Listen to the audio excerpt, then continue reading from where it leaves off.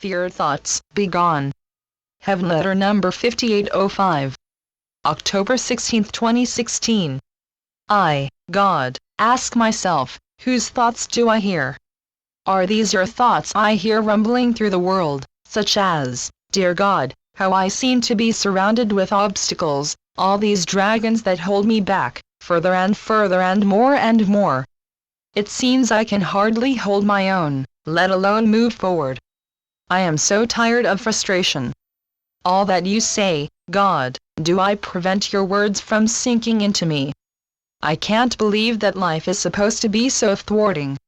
I endure, yet it all seems to be beyond my endurance. Dear ones, sometimes you feel at the mercy of your thoughts, as if your thoughts, as unwanted as they may be, rule the roost, as if defeat were your middle name in capital letters. Even as you know this cannot be true, your belief in what cannot be true leads you down a dark alley. Do you really say that adversity is your master? Adversity is not God. Adversity is a mistake of your thinking, like so many other thoughts. These thoughts of yours may come and go, yet there are too many wasteful thoughts that don't seem to leave you alone. Is fear a thought? Fear must be a fearsome thought that you have the ability to shrug off, yet, so far, have kept you. Old thinking about your inability to rise above seems to hound you. Your wayward thoughts do not have to be so illustrious as you make them out to be. Serve me, friends, and not your thoughts. Fear, no matter how damaging it may appear to you, is a pipsqueak. Fear thoughts are renegades that hold you down. They lay you low and conquer you. Fear indeed has some fascination for you. Fear stands in triumph, his foot pinning you down. You can get up from fear. You can let the shadows of fear leave. You really don't have to be so caught up in shadows. You don't have to stick by the side of fear. Fear is a learned habit.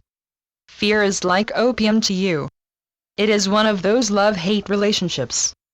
Let's face it. Fear is a Svengali, and you dance to a rough tune. Fear is a negative, and you may be an enabler of fear.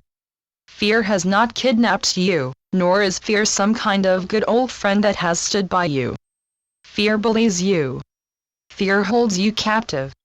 You are the elephant who is so accustomed to his chains that even when the elephant is free, he still thinks he is tethered and continues to walk around a short circle. He might just as well be bound, for his perception is bound.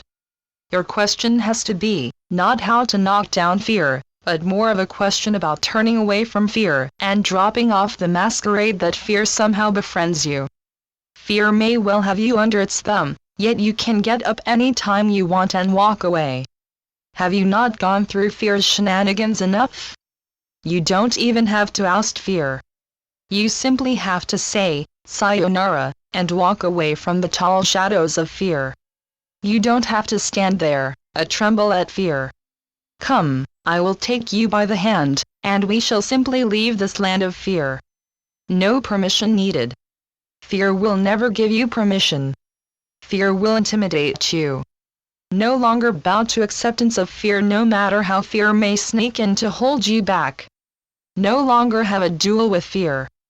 Don't deal with fear on the level of fear. Rise a notch above. Arise. Channeled by Gloria Wendroff. Heavenletters.org